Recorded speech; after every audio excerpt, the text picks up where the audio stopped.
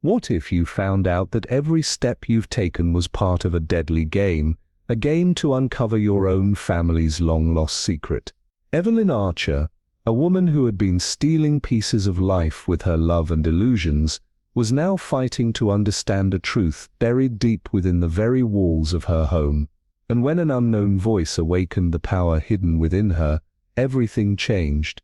The secret had remained hidden for years, but now it had become her greatest weapon, and as the past began to surface, everyone's fate lay in her hands. The fog lay heavy over the slumbering village of Elmridge, curling in ghostly tendrils through crooked alleys, and beneath ancient eaves, shrouding the world in a silence so profound it felt as though the earth itself held its breath. Chimney smoke hung low, unmoving in the air, and the dim lamps along the high street sputtered like dying stars, their meager light swallowed whole by the restless mist. From the shadows of the old church, its spire barely visible through the haze, the bell tolled the 9th hour, each chime slow, cavernous, and distant, like an echo from some forgotten crypt, its sound laced with a finality that made even the wind hesitate. In a lonely house that crouched at the far end of a vine-choked lane, Isadora Wren sat hunched at her kitchen table, her silhouette frozen in the amber glow of a flickering candle that seemed to pulse in time with her thoughts. Her face, once proud and composed, now bore the brittle mask of wariness, eyes ringed with sleepless nights and mouth set in a line that had forgotten how to curve into hope. Before her, papers lay scattered like autumn leaves, some torn, some stained, each one a cruel reminder of debts unpaid and futures foreclosed. A particularly cold letter, devoid of sympathy, stared up at her with the indifferent venom of legal jargon. Immediate action, property seizure imminent, no further extensions. The words burned into her mind, dull and metallic, like the clang of a cell door closing. She reached for the letter with the reverence of someone handling a death certificate, smoothing its edges with trembling fingers, as if gentleness might change its verdict. The hearth behind her offered only a sigh of cooling ash, and though the walls still held the memory of warmth, a deeper cold had taken root, one that came not from the weather, but from the slow unraveling of everything she had once believed secure. Her eyes drifted toward the corner of the room, where her father's old mahogany bureau stood like a sentinel from another time, its brass fixtures dulled with neglect. Once it had held order, ledgers balanced to the farthing, deeds written with confident flourish, but now it entombed the ghosts of that era, worthless stock certificates, cancelled insurance policies, and yellowed documents that whispered of promises broken. Rising slowly, as if gravity had grown crueler with time, Isadora crossed the creaking floor, each step echoing like a verdict in the gloom, and knelt before the bureau. She unlocked the bottom drawer with a small tarnished key, and withdrew the last remnant of her inheritance, a thin bundle of banknotes, edges frayed, the color faded like hope drained from a dream. Her lips curled in a bitter half-smile, one reserved for cruel ironies, enough to survive a handful of weeks, maybe a month, if she stretched each day like threadbare cloth. A sudden rustle outside drew her gaze, the skeletal branches of the hedge tapping against the glass in a rhythm that felt deliberate, almost watchful. The silence returned, but it was not comforting, it was the sort of silence that listened. She turned back to the table, the weight in her chest growing heavier, her breath shallow, her thoughts no longer racing but resigned. It wasn't just poverty that threatened her, it was the slow erosion of control, of dignity, of self. She had considered selling the house, but its ownership was shackled by old disputes, shadows of past errors that clung like cobwebs. She had thought of borrowing, but her name no longer opened doors. Only one path remained now, unthinkable, and yet increasingly inevitable, a desperate gambit that might bring temporary relief or ruin everything altogether. With a hand steadier than her heart, she pulled a fresh sheet of paper toward her, and dipped her pen in ink. The words arrived hesitantly, crawling across the page like confessions torn from the soul. To whom it may concern, I possess items of value. My home is isolated and unguarded. Come at night, I will not resist. Take what you must, and go. I ask for silence and discretion." She paused, staring at the words, the candle's flame now bending toward her, as if it sought to whisper caution. What was she doing? Was this truly her, orchestrating her own violation? Yet even that thought could not overshadow the chilling clarity of her reality. She folded the letter carefully, slid it into an envelope, and pressed the seal with trembling fingers. It wasn't an act of surrender, she told herself. It was a negotiation with the void, a final attempt to control the manner of her undoing. The line between fear and resolve had vanished the moment she put ink to paper. Tomorrow the envelope would leave her trembling hands and drift into the shadows of the unknown, but for now she sat still in the dying flicker of candlelight. The air around her thick, with a silence so intimate, it felt like being watched by something just out of sight, something that knew her name. The wind moaned softly outside, slipping through cracks and whispering against the walls like the hushed breath of an old lover returned after years of silence, and the room, her study, seemed to shrink around her in response, a small solemn chamber draped in velvet gloom. Bookshelves loomed like quiet sentinels, their spines dusty with disuse, and the heavy curtains strangled the last of the outside world, allowing only the golden flicker of a single desk lamp to hold back the gathering dark. Evelyn Archer sat hunched at the edge of her desk, her posture taut, her face pale and lined by the strain of too many sleepless nights, and too many unspoken thoughts. The silence of the house had grown oppressive. Even the grandfather clock in the hallway, usually steady and dependable, had gone still, its pendulum stilled, as if the very concept of time had been suspended for what she was about to do. Outside, the fog slithered across the windows, its pale tendrils licking the glass like the fingers of something alive, something waiting. With a trembling hand, she dipped her pen into the inkwell, the dark liquid catching the lamplight like oil slicked over secrets, and began to write, not in panic, but in cold calculated surrender. "To whom it may concern," she wrote, her script delicate but deliberate, the kind of handwriting one might expect from a woman trying very hard not to seem desperate. Her next words poured out with an eerie calmness. "I possess items of interest, enough to attract your attention. My home is remote. You will encounter no resistance. I ask only for discretion. Take what you will, and leave quietly." The letter was more than a risk. It was bait, a siren call cast into the darkness for someone willing to steal, someone with shadows in their eyes and hunger in their soul. She had considered other routes, black market, dealings, anonymous exchanges, even selling off heirlooms in quiet corners of the city, but those options required time, trust, and explanations, and Evelyn no longer had the luxury of any of those. Her gaze flicked toward the mound of papers beside her, brittle receipts, hollow financial ledgers, unpaid notices that whispered of foreclosure and shame. They were not just documents, they were verdicts, reminders of a legacy collapsing under the weight of secrets and slow decay. A sound broke the stillness, faint and sharp, the creak of an old floorboard perhaps, or the sigh of ancient timbers settling, but her heart seized in her chest all the same, hammering in the silence as her eyes swept the room with sudden fear. No one was there, only the wind, always the wind. She swallowed hard, and turned back to the page. "The window to my study will remain unlocked on the evening of the 21st. You need not knock." She hesitated then, staring at her own words, marveling at how something so simple could feel so permanent.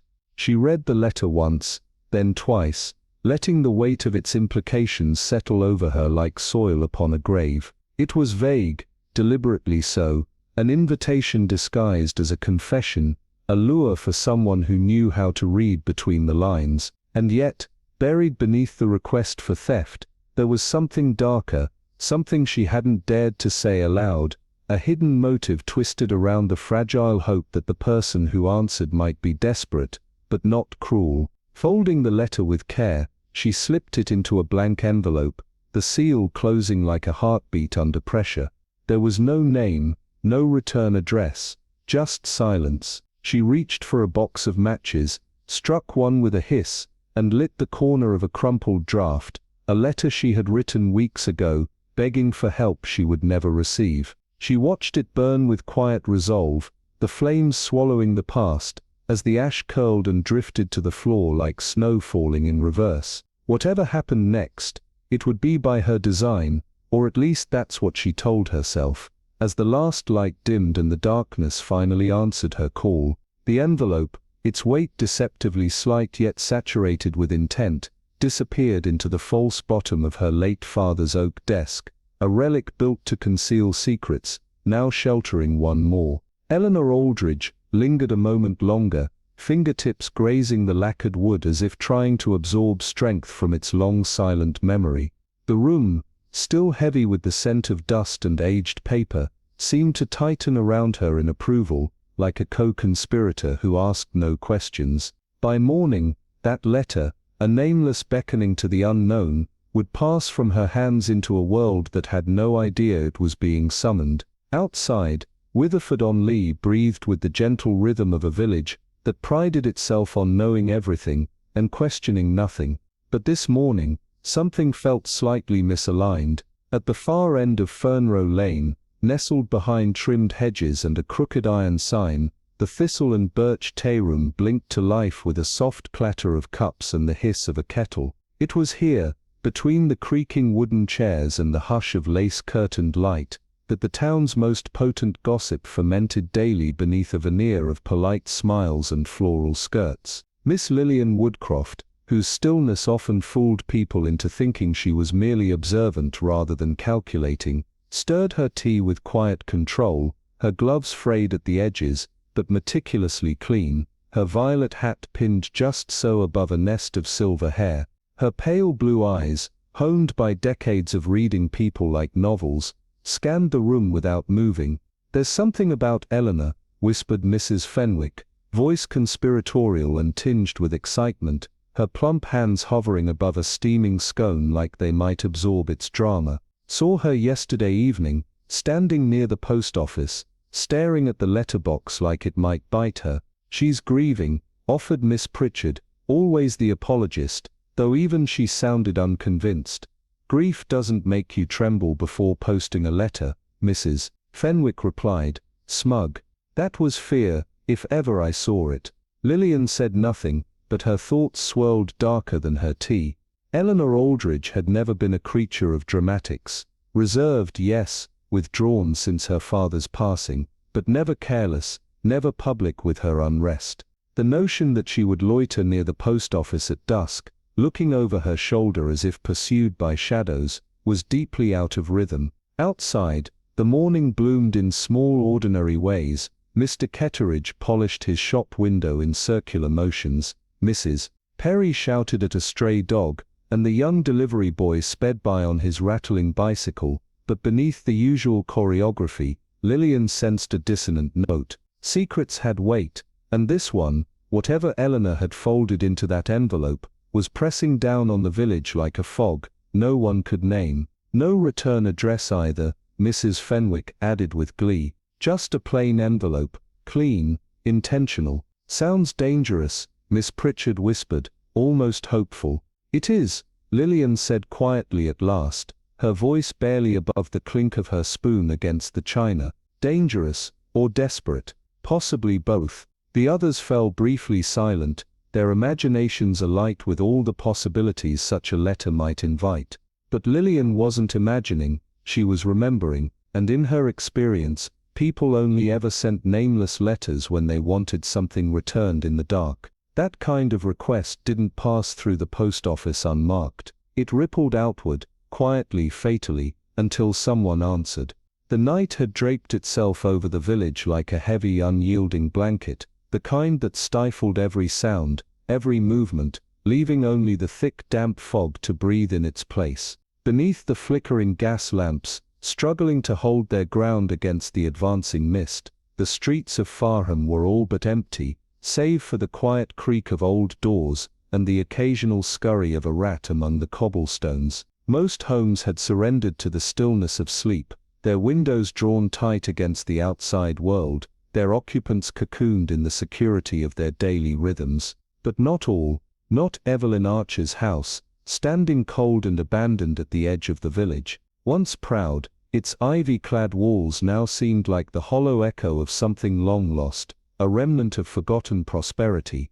Tonight, however, it was more than that. It was a stage, set for an act most ominous. The figures appeared in the mist with eerie precision, moving with an uncanny synchronicity, their dark shapes merging into the shadows as if they were part of the night itself. They made no sound, no whisper of orders, just three men, or were they men, performing a carefully rehearsed dance. The first slid into the alley beside the house, disappearing into the blackness, his movements quick and silent. A glint of metal flashed briefly as he expertly worked the lock on the study window, the soft click of the mechanism drowned by the swirling fog.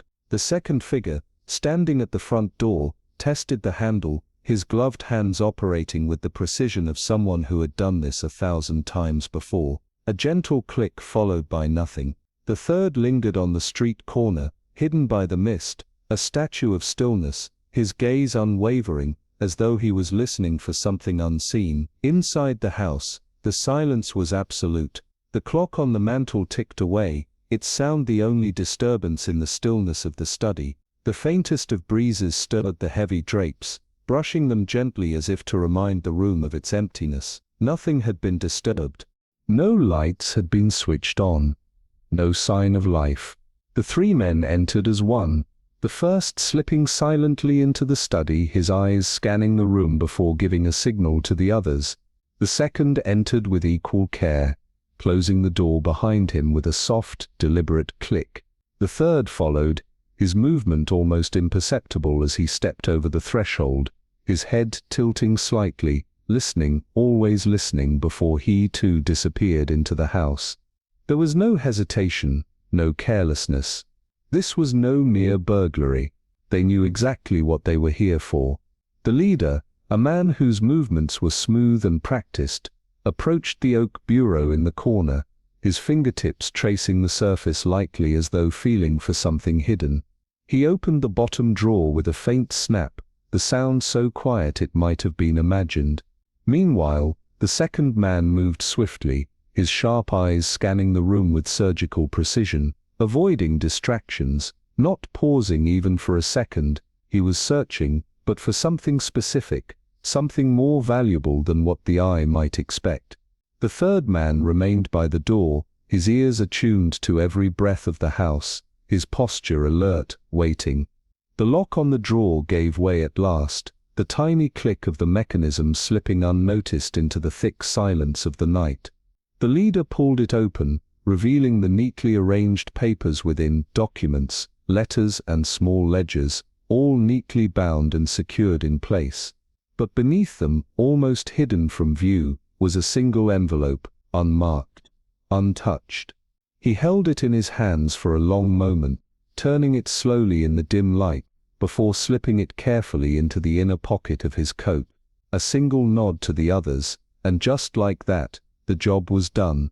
There was no rush, no frantic movements, only the cold, calculated precision of professionals who had done this before. Without a word, the three figures retreated as quietly as they had arrived, leaving behind only the faintest trace of their presence. A door closed, a drawer opened, an envelope gone, and a house once again swallowed by the night. The night descended upon Fareham like a thick blanket, heavy with mist, suffocating the village beneath its weight. The usual sounds of the town, the faint rustling of leaves, the distant murmur of the river, the quiet chatter of late-night walkers, were muted, absorbed by the dense fog. The gas lamps flickered weakly, casting dim halos of light that seemed to struggle against the all-consuming darkness. Most houses had succumbed to the night's grip, their windows shut tight, their inhabitants safe within the comfort of sleep. But not Evelyn Archer's house, not tonight. It stood on the outskirts of the village, an old respectable home that had seen better days. Its ivy-clad walls, the peaked roof, and the faintly peeling paint whispered of forgotten grandeur, but now it was a shadow of its former self. Tonight, however, it was anything but ordinary. It was a stage, set for an act of quiet treachery, A trio of figures moved through the mist, their steps soundless, each one a shadow among shadows, their forms barely visible against the night. No words were spoken, they moved as if they had rehearsed their every action 1,000 times. The first man disappeared into the alley beside the house, his movements so fluid they seemed to dissolve into the darkness itself. A glint of metal flashed in the gloom as he dismantled the lock on the study window with expert precision, each motion sharp and deliberate, a professional at work. The second figure stood by the front door, testing the handle, then quickly working the lock with a soft click that barely disturbed the air. The third figure lingered by the street corner, his back straight, his head tilted slightly as if listening, his eyes scanning the surroundings with unsettling focus. Inside the house, the atmosphere was thick with quiet tension. The room, dimly lit by the faint moonlight that filtered through the cracked window, was still, save for the steady ticking of the clock on the mantel.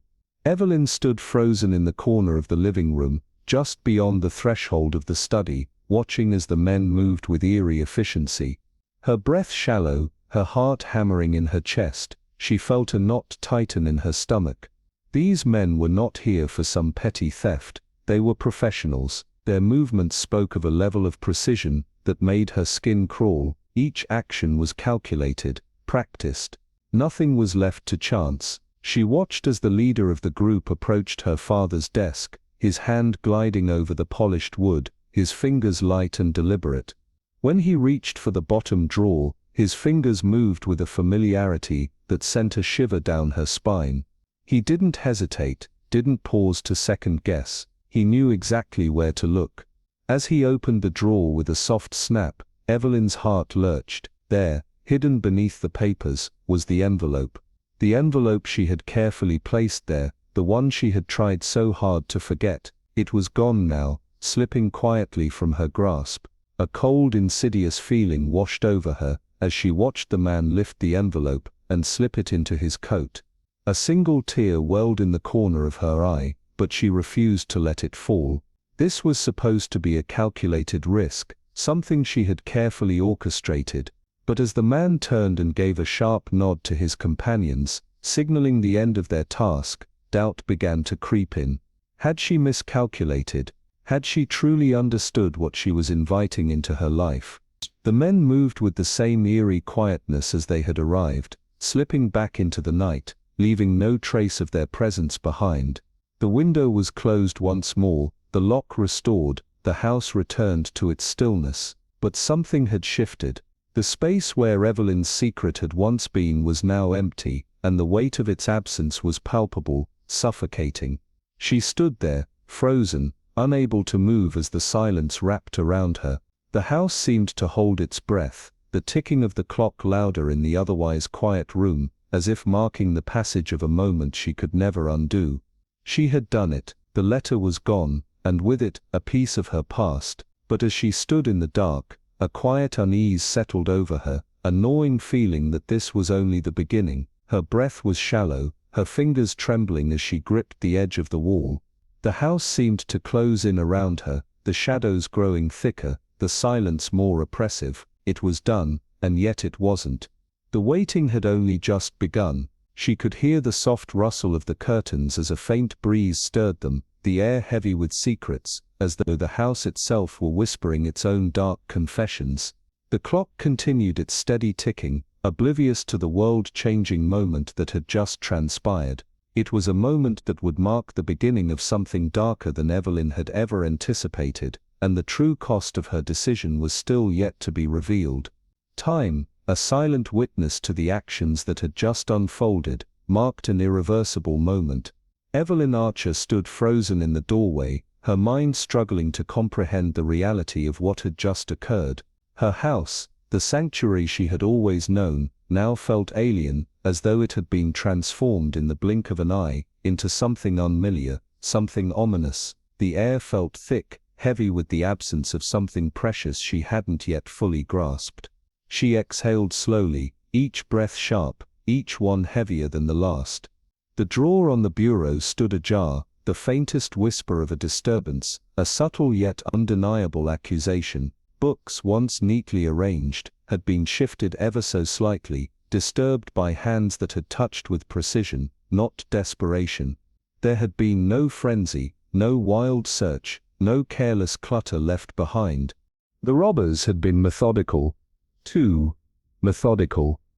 perfect. A sense of unease clutched at Evelyn's chest.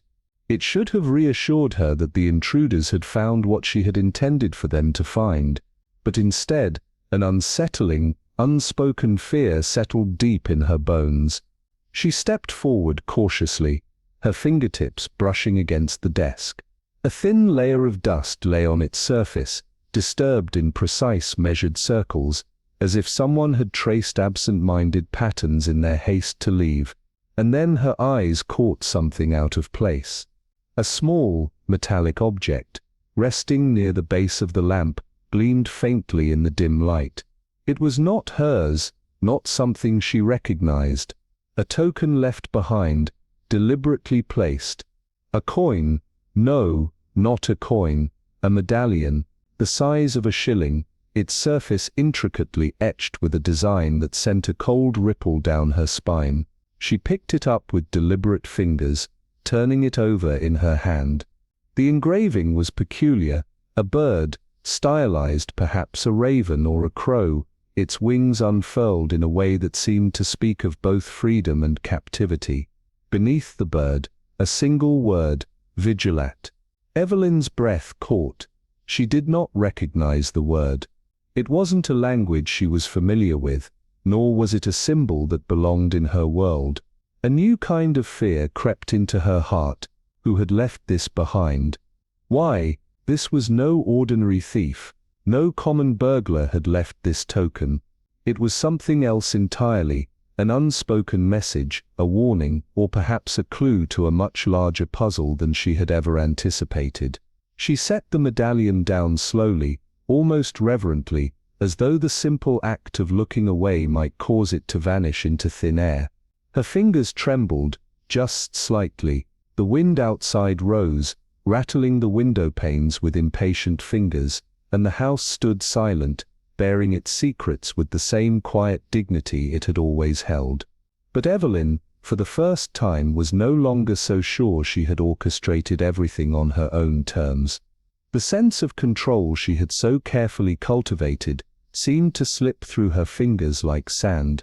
Farham's police station, a modest red brick building tucked away between a sagging churchyard and the solicitor's office, was not a place that usually bore the weight of serious crime.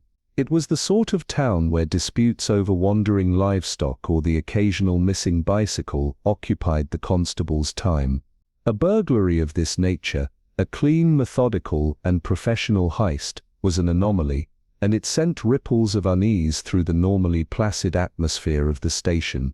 Inside, the air smelled faintly of damp coats, polished wood, and pipe tobacco. The constables, usually lax in their duties, spoke in low voices now, their routine uncharacteristically replaced with a sense of caution. Sergeant Alfred Graves sat at his desk, drumming his fingers idly against a report. The man was in his 50s, with a thick-set frame and a face that always seemed to wear the expression of someone perpetually disappointed by the world. His eyes, sharp but weary, darted from the report in front of him to the door, as though expecting someone, to walk through at any moment. Constable Leonard Pierce shifted awkwardly under the weight of the freshly transcribed burglary report, the edges of the paper crinkling slightly in his hands.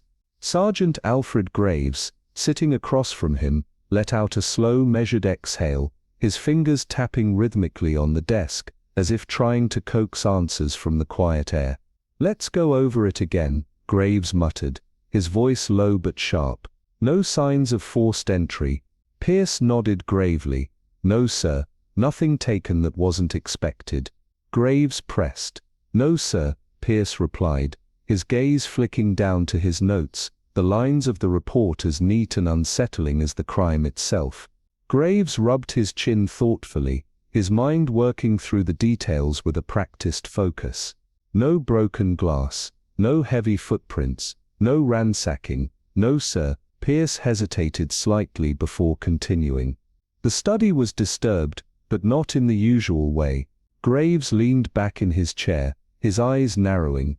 No amateur work then, no frantic grabbing at valuables, no careless haste. What did they take? Pierce's voice was steady as he read from his notes. Miss Archer reports that certain documents were removed from her father's desk. Graves grunted softly, a low murmur of intrigue slipping from his lips.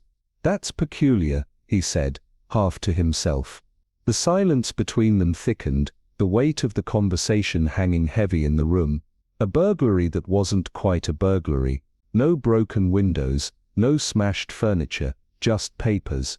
And then there was the token. Graves picked it up from the desk, turning it in his fingers, his eyes scanning the small medallion with an unsettling intensity. The object, though small, was far from ordinary. The engraving was deliberate, precise. Its very presence in the room felt like a message in itself.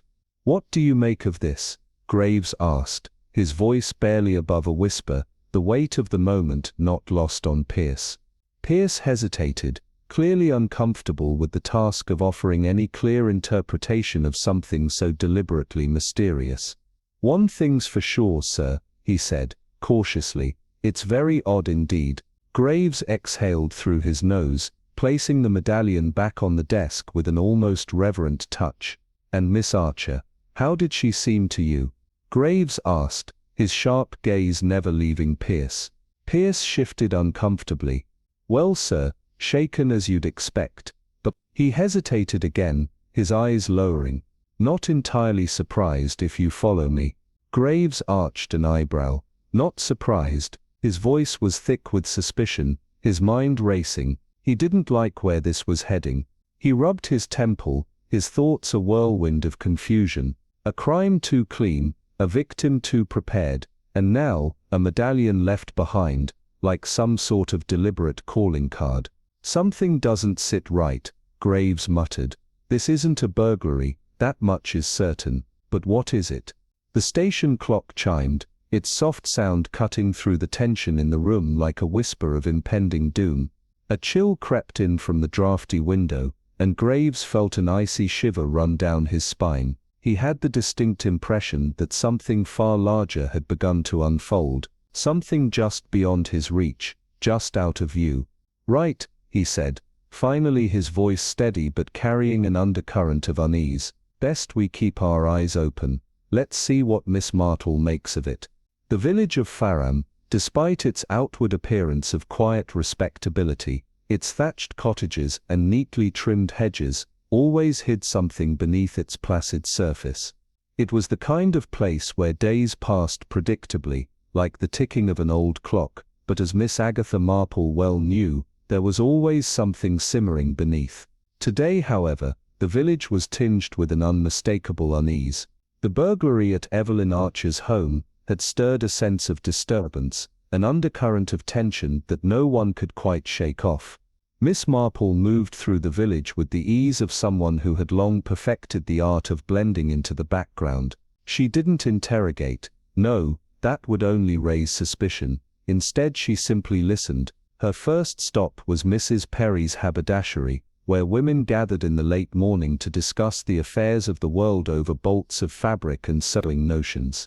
The bell above the door chimed as Miss Marple entered, and a chorus of greetings rang out from the assembled women.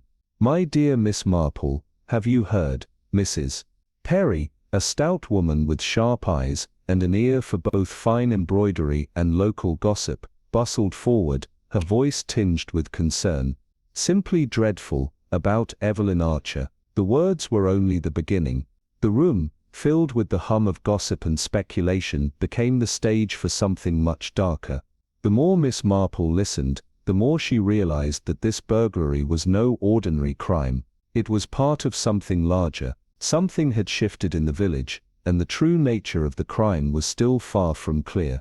Archer, a burglary, right in the heart of the village, who would have thought?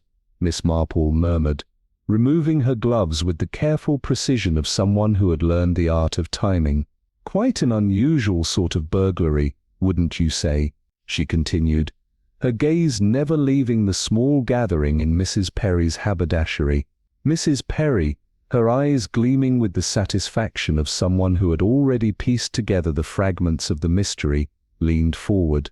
"Very unusual," she said, her voice dropping to a conspiratorial tone. "No broken windows, no mess, nothing taken except, well, papers." "Of all things, papers." Miss Marple echoed her sentiment with just the right amount of mild surprise. "Papers, you say, Mrs. Perry nodded gravely, as if the act of nodding itself added weight to her words, and the way it was done, not some ruffian in the night. "No clumsy break-in, too professional, if you ask me." "That's what young Mr. Graham said. He saw them." Miss Marple's expression remained placid, but there was a subtle shift in her eyes. "He did he?" she asked, her voice laced with a quiet curiosity. "Yes, indeed. He was out late, delivering a parcel, such a responsible young man. He saw something near Evelyn Archer's house. He says the men were too careful, moved without a sound, like they knew exactly what they were doing." Miss Marple's gaze sharpened. She absently adjusted the lace trim of her gloves, her thoughts already moving faster than her words. "How curious," she murmured. "Isn't it?" Mrs. Perry shivered, her fingers clutching the fabric of her dress as she leaned in closer. "And there's that thing they left behind, the token," Miss Marple supplied, her voice betraying the smallest hint of intrigue as she watched Mrs. Perry's reaction closely. Mrs. Perry sniffed, her face contorting in a mix of suspicion and fear. "Gives me the creeps, if you ask me. Some sort of secret society, mark my words. And those types are never up to any good."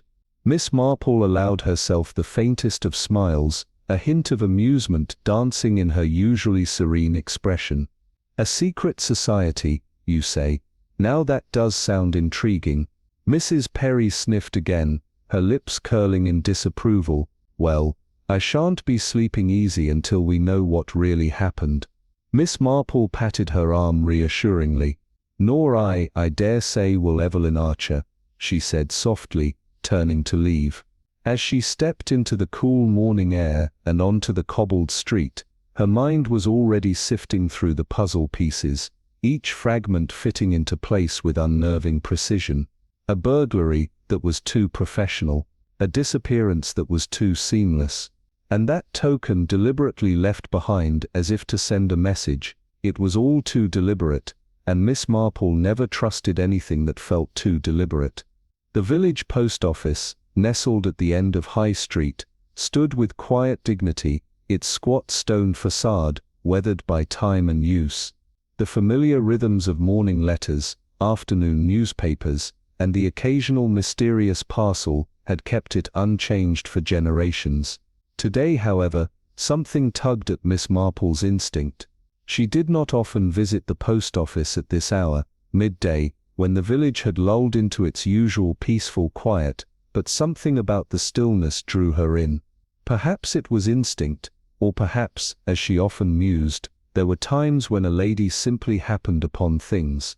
She stepped lightly onto the well-tended garden path, her sharp eyes scanning the tidy hedges and rows of daisies. Miss Wilkins, the postmistress, took great pride in keeping the grounds neat, and Miss Marple had long observed that such meticulous order could often reveal things that were out of place. Indeed, there was something out of place that caught her eye near the base of a stone bench, half buried in the gravel. At first it seemed nothing more than a discarded metal scrap, perhaps a stray button or a bent hairpin, but as Miss Marple crouched to inspect it more closely, her eyes narrowed in recognition. The object, though small, was far more curious than it appeared. As she gently pried it from the gravel, she felt a chill creeping up her spine, her fingers trembling ever so slightly. It was a token, yes, but this one was different, engraved with symbols she had seen only in the whispered rumors of old village lore. A faint shiver ran down her back. What was the meaning of this? What was it tied to, and why was it here so carefully hidden, yet so deliberately placed? She stood slowly, the object still in her hand, her thoughts racing as the pieces of the puzzle continued to slip into place, each one revealing more than it should. Miss Marple's gloved fingers gently brushed over the cufflink, its surface cool and smooth under her touch. It was no ordinary cufflink either. This was a fine piece of silver, intricately engraved with a raven in flight, an image almost identical to the token found at Evelyn Archer's home. Her brow furrowed ever so slightly, the usually serene expression on her face now tinged with quiet curiosity. It was indeed a strange thing to find just outside the village post office, particularly when there were so few men in Farcombe who would wear something so ostentatious. Her mind ticked through the possibilities with methodical precision. Colonel Braithwaite, of course, was always impeccably dressed, though he preferred more conservative gold studs. Mr. Sims, the banker, favored simple pearl cufflinks. No, this was something different, something foreign, perhaps even more than just a lost accessory. She straightened, slipping the cufflink into her handbag, a quiet satisfaction settling over her. It was after all just a small thing, but Miss Marple knew that small things had a way of leading to much larger revelations. Her eyes cast a lingering glance at the post office door. If this cufflink was found here, then someone had lost it, either entering or leaving. But who? The question gnawed at her, as she lingered for a moment longer, her gaze sweeping across the narrow street. The village life continued on, people strolling, children laughing, a dog chasing a ball, but beneath the surface, Miss Marple felt a subtle shift, something out of place, like a puzzle that was almost solved but not quite. A burglary too neat, a token left behind with precision, and now this. Evelyn Archer's little scheme, if it was hers at all, was beginning to look far less like an act of desperation, and far more like the opening move of a much grander plan. Miss Marple smiled faintly to herself, the faintest gleam of anticipation in her eyes. Mysteries, after all, had a habit of unfolding when you knew where to look. The Archer estate loomed on the outskirts of Farcombe, a grand yet weary relic of a once prosperous lineage. Its high gables and ivy-draped walls whispered of an age when fortunes were made in industry, and the Archer name commanded not just respect, but fear. Time, however, had softened its grandeur, dulled the brass fittings, and allowed the scent of dust and disuse to settle within its vast, empty corridors. Miss Marple had not been here in years. She had been acquainted with the late Mr. Archer in passing, an imperious gentleman with a fixed opinion on almost every matter, both political and domestic. His daughter, Evelyn, had inherited his sharp tongue, but none of his fortune, and now it seemed, the past was stirring again. Miss Marple arrived at the estate by invitation, her presence requested by Mrs. Cordelia March, a distant relative of the Archers who had once been a fixture of society. Now she was a shadow of her former self, content with presiding over the remnants of Archer prestige. Mrs. March greeted Miss Marple in the drawing-room, a cavernous space filled with heavy furniture and portraits of stern-looking ancestors who seemed to watch every visitor with disdain. March was a woman of indeterminate age, well-dressed, but watchful, as though she measured the worth of every visitor before granting them the privilege of her company. "My dear Miss Marple," she said, gesturing toward a velvet chair, "such a pleasure. One hears so much about you." Miss Marple, who had long ago mastered the art of appearing both flattered and entirely unimpressed, simply smiled in return. "I was most interested to learn of your involvement in poor Evelyn's situation," Mrs. March continued, settling herself with practiced grace into a chair of her own. "So very troubling, this burglary," she added, her voice laced with a note of concern, but her eyes searching Miss Marple's face for a reaction, and one does wonder if there is rather more to it. Miss Marple adjusted her gloves, a small but deliberate gesture that conveyed both poise and caution. "One does indeed," she replied, her tone polite, yet sharp beneath its surface. Mrs. March regarded her for a moment, her gaze flickering as if deciding just how much to reveal. "You know, of course, that the Archers were not always as they are now," she began, but Miss Marple was already listening carefully, her mind weaving together the threads of this new conversation with the ease of someone who had spent a lifetime untangling complex mysteries. The air in the room felt thick, as if it were waiting for something more to be said, something crucial, something that would unlock the answers she sought. There was a time, Mrs. March began, her voice lowering as she leaned forward, her tone tinged with nostalgia, when this house, this family, held a position of considerable influence. I recall. Miss Marple's gaze remained steady, but a slight, almost imperceptible sharpening of her expression betrayed her interest. Mrs. March continued, her voice dipping lower, as if the words themselves were fragile.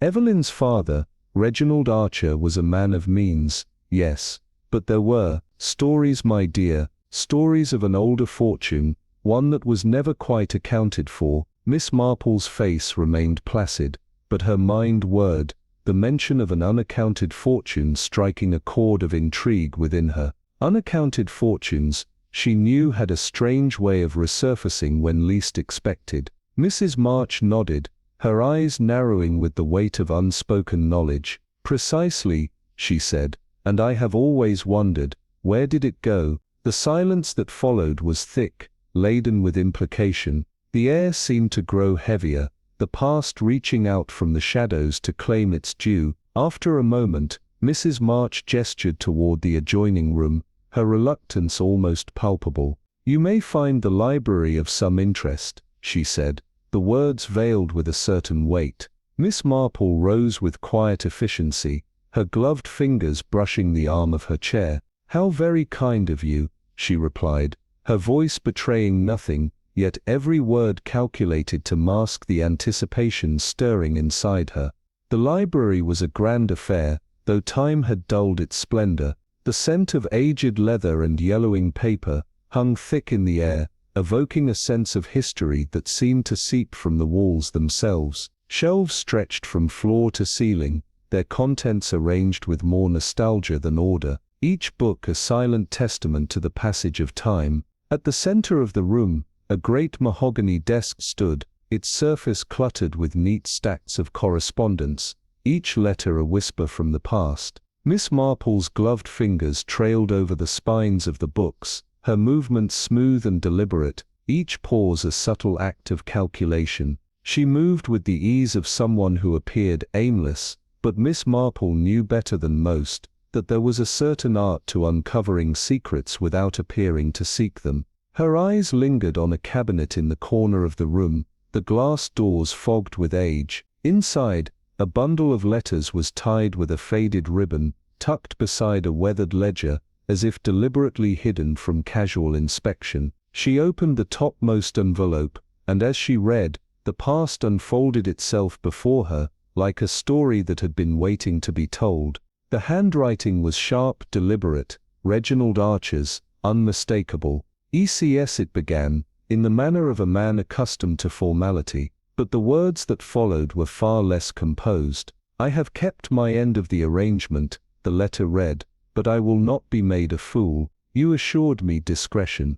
This was our agreement. If the truth comes to light, know that I will not stand by quietly. Miss Marple's gaze flicked over the other letters, her mind racing as she read more of the same, carefully worded threats, vague allusions to a financial matter never fully detailed. But it was the last letter that caught her attention, a single page bearing the name of Evelyn Archer. She read the words carefully, noting the dates, the phrasing, a forgotten fortune, a buried scandal, a warning passed down through ink and time. Miss Marple smiled to herself, folding the letter neatly and slipping it back into place. The past, she thought with quiet satisfaction, has a rather inconvenient way of refusing to stay buried. Once a child's laughter had filled these halls, though now the house seemed to have swallowed it whole. Evelyn Archer had been raised in privilege, yes, but not in warmth. Her father, ever the businessman, had measured affection, not in kindness, but in currency and expectation. There had been lessons, piano, French, the art of knowing when to speak and when to remain silent. But always, there had been whispers. The Archer fortune had not been built on mere industry. There had been other dealings, matters that were never spoken of directly, but that hung in the air like dust motes in sunlight. Evelyn had learned young that certain doors remained closed, certain questions left unanswered. She had watched from the staircase as men came and went, their voices low, their papers exchanged with a quiet urgency. Her father's temper, always carefully controlled, would slip only once in a while, when a name was mentioned, a name she had never quite caught, but which seemed to hold an almost unnatural power over him. And then one day there had been silence. Her father's affairs were suddenly settled, though no one ever explained how. The house remained, but the fortune, it did not. Evelyn, still young, had learned that debts could be erased, but always at a cost. Standing alone in the dim library, Miss Marple could almost hear the echoes of a childhood long gone. Evelyn as a girl, peeking from behind the banister, watching a world she did not fully understand, a fortune lost, a secret kept, and perhaps, just perhaps, a daughter who had inherited far more than her father's name. Miss Marple adjusted her hat and made her way back to the drawing room. It seemed that Evelyn Archer had been playing a much longer game than anyone had realized, and now the past was about to catch up with her. The Archer estate, like its inhabitants, was a house of shadows. Even in daylight, its corridors stretched long and dim, lit only by the occasional wall sconce, or the narrow shaft of sunlight slicing through heavy drapes. The thick rugs muffled footsteps, and the air was heavy with the scent of polished wood, old books and silence. It was a silence that pressed in from all sides, expectant, as though the very walls were holding their breath. Miss Marple moved at an unhurried pace, her gloved hands folded neatly before her. She had always found that a slow, deliberate walk through such places had a way of drawing out the unseen, the unheard, the unspoken. She had just left the library, her mind still cataloguing the peculiarities of the letters she had uncovered. The implications of Evelyn Archer's past were beginning to take shape, though the full picture remained tantalizingly out of reach. Then, she heard it, footsteps, hesitant but deliberate, following just behind her. She did not turn immediately.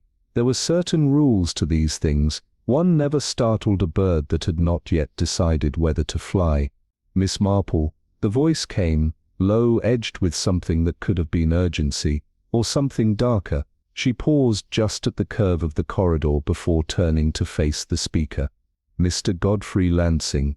A man of quiet bearing and carefully chosen words, Godfrey had long been associated with the Archer family, though in a manner that was never fully defined, not a relative, not quite a servant, yet somehow always present. He was a man who had learned the value of discretion early in life, wearing it now like an expertly tailored coat. He inclined his head politely, but there was no warmth in his gesture. "I hope I'm not disturbing you," he said. Miss Marple smiled, though her eyes remained sharp, assessing. "Not at all, Mr. Lansing. A walk through the past is often best accompanied by good company." Godfrey did not return the smile. He was a man who did not waste gestures. "It is precisely that walk which concerns me," he said, his voice low. Miss Marple tilted her head slightly, inviting him to continue. "You've been asking questions," he said quietly, his gaze flicking to the distant corners of the hall. "Reading old letters, stirring the dust." She gave a light laugh, her voice cool and measured. "I find that dust is always most revealing. Don't you?" He did not share her amusement. Instead, he stepped closer, lowering his voice further. "Some things, Miss Marple, are meant to remain undisturbed." The weight of the words hung in the air between them, quiet but heavy with unspoken meaning. Not a threat. No, Godfrey Lansing was not a man to deal in blunt intimidation. It was something softer, more insidious, a warning, one wrapped in the fine silk of politeness and restraint. Miss Marple did not blink. "It seems to me that dust has a way of settling over things that people prefer to forget," she said, her tone thoughtful but unwavering. Godfrey's lips tightened, a barely perceptible flicker of discomfort passing over his face. "And yet," he said, voice barely above a whisper, "forgetting is sometimes the only way forward." A brief silence followed, and Miss Marple observed him carefully, his stiff posture, the tension in his hands, the subtle way he held himself back as if guarding something hidden. A man accustomed to keeping his own secrets. She softened her tone, just slightly, as though in acknowledgement of his unspoken struggle. "You speak as someone who knows what it is to bury the past," she said, the words gentle, but a challenge all the same. Godfrey hesitated, a flicker of something fear perhaps, or something darker, passing across his features before he turned away, the conversation hanging in the air like a thread, waiting to unravel. Who truly knows the weight of the past? Godfrey Lansing's expression did not change, but for just a moment, a flicker passed through his eyes, a memory, a hesitation, something lost in the depths of time, and then it was gone. He inclined his head ever so slightly, the quiet gesture speaking volumes. "Evelyn Archer is a woman who has suffered her share of misfortune. It would be best if you were not made to suffer more." Miss Marple studied him, her mind racing, fitting the scattered pieces of the puzzle together. Evelyn's inheritance, her father's tangled dealings, the unfinished business of a long-buried scandal, and now this, a warning from a man who had stood at the very heart of it all. Miss Marple smiled again, polite but unwavering, her gaze never leaving his. "Thank you, Mr. Lansing. I shall take that under consideration." A beat of silence passed before, with a nod he stepped back, retreating down the long corridor, his footsteps muffled by the thick carpet. Miss Marple watched him go, her thoughts knitting themselves together, sharp and precise. Warnings, she knew, were often issued by those with something to lose, and Mr. Godfrey Lansing, it seemed, had far more to lose than he cared to admit. The Farcombe local archives were housed in a modest stone building that had once served as the town magistrate's office. Now its shelves sagged under the weight of centuries of history, public records, old ledgers and yellowed newspapers, all bearing witness to the quiet transgressions of the village's past. Miss Marple stepped inside, greeted by the familiar scent of ink and dust, the mustiness of forgotten years clinging to the air. A young clerk, barely out of school, glanced up from behind a towering stack of documents. "Ah, Miss Marple, isn't it?" he said, adjusting his spectacles nervously. "May I help you?" "Good morning, Mr. Finch," Miss Marple replied, offering a benign smile. "I was hoping to peruse some older editions of the Farcombe Gazette, something from, let's say, 25 years ago." Finch hesitated for a moment, before gesturing toward a row of bound newspapers, stacked haphazardly on a nearby table. "It's all there, if you don't mind a bit of dust." "Dust never troubles me," Miss Marple assured him, settling herself at the table. She flipped carefully through the brittle pages, her sharp eyes scanning the faded headlines. Her fingers trailed lightly over the columns of ink, scandals, forgotten grievances, and secrets buried beneath layers of time. And then she found it, financier's mysterious collapse. Questions remain unanswered. The article, dated nearly 3 decades earlier, detailed the abrupt downfall of Reginald Archer, Evelyn's father, a man once celebrated for his business acumen. He had been at the center of a financial arrangement that had suddenly turned sour, leaving investors ruined and properties mysteriously changing hands. But most curious of all was the disappearance of one key figure in the matter. Miss Marple's lips pressed together as a name caught her attention, scrawled in the margin in an unfamiliar hand. "G.L., she murmured under her breath. "Godfrey Lansing." Her mind raced, the pieces falling into place. Turning the page, she found a smaller article buried deep in the back pages. "Maid speaks out on night of incident." The short piece detailed a young domestic servant's claim that she had seen papers burning in the fireplace of Archer Manor the night before Reginald Archer had resigned from public life. Miss Marple sat back, thoughtful, her gaze far away. There were gaps here, gaps filled with silence, missing documents, and a scandal that had been expertly ushered out of the public's memory.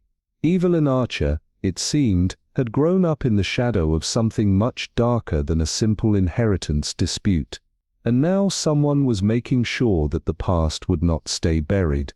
The house was too quiet. Evelyn Archer sat at her desk, her hands folded neatly in her lap. Her eyes were fixed on the window, staring out at the estate that had been her home for as long as she could remember, her thoughts a turbulent sea hidden beneath her calm exterior. The weight of her father's legacy pressed down on her, heavier than the dust she had spent her life trying to ignore. The silence in the room seemed to grow, stretching, until the tension was palpable. Evelyn knew that something had been set in motion that could not be undone, and the past, as it often did, was about to claim its due. The telephone sat there, seemingly ordinary, yet Evelyn couldn't shake the feeling that it might spring to life of its own accord. The air in the room felt thick, charged with an unspoken tension, as if the very walls were holding their breath. Outside, the sky had darkened, casting long twisting shadows through the drawn curtains. It was as if the very night had conspired to deepen the sense of unease that had taken root in her home. The robbery had left no physical damage, nothing was broken, nothing disturbed beyond what had been necessary. Yet, the house no longer felt like hers. It was as though she had invited something in, something she could not now send away. Her fingers trembled as she stared at the receiver. Then, as if in answer to her unspoken thoughts, the telephone rang, its shrill cry piercing the silence. Evelyn started, her breath catching. For a moment she considered letting it ring out, letting the unanswered call hang in the air like a suspended threat. But, slowly, almost unwillingly, she lifted the receiver, her fingers gripping it tightly. A pause, then, a voice, low, deliberate, sounded on the other end. "Leave it alone." The words were an order, not a suggestion. Evelyn's grip on the receiver tightened, her heart racing. "Who is this?" she demanded, her voice steady, despite the surge of adrenaline coursing through her. There was a longer pause, then the line went dead. Evelyn sat motionless, staring at the receiver, her mind spinning. The dial tone hummed in her ear, its mechanical pulse a cold reminder of the silence that had descended upon her life. The past, it seemed, was not merely stirring, it was watching her. Meanwhile, in the warmth of her sitting room, Miss Marple sat by the fire, the soft glow casting flickers of light against the lace curtains. Before her, an array of clippings and notes lay arranged with meticulous order, each piece fitting into a puzzle not yet fully formed. A steaming cup of tea sat within reach, though she had barely touched it. Her mind was too occupied, sifting through the layers of deception, the whispers of an old scandal that had never quite faded. Evelyn Archer's supposed misfortune was beginning to look far less like a stroke of bad luck, and far more like something orchestrated, something deliberate. The robbery, it seemed, had been no random act of theft. It had been a warning, a retrieval. But what had been taken, and who had been behind it? And then there was the matter of Godfrey Lansing. His name had been scrawled in the margin of an old newspaper, linked somehow to whatever had transpired in the Archer family's past. His warning to Miss Marple had been careful, measured, an indication of a man who knew far more than he was letting on. It was clear to Miss Marple that he had been at the center of something dark. She picked up her teacup, finally taking a sip. The warmth of the tea was comforting, but it couldn't soothe the tension coiling in her chest. Her mind raced as the pieces fell into place, connecting the dots between the stag burglary, the missing papers, and the cryptic message Evelyn had just received. These were not isolated events, she realized. They were connected, woven into a thread that ran through the years, binding the past to the present. Miss Marple leaned back in her chair, her eyes drifting to the fire. She thought, yes, the pieces are beginning to align. The past was very much alive, and someone was determined to make sure it stayed that way. The flickering flames seemed to echo the flickering thoughts in her mind, all pointing toward one undeniable conclusion: the truth was just within reach, but someone would stop at nothing to keep it hidden.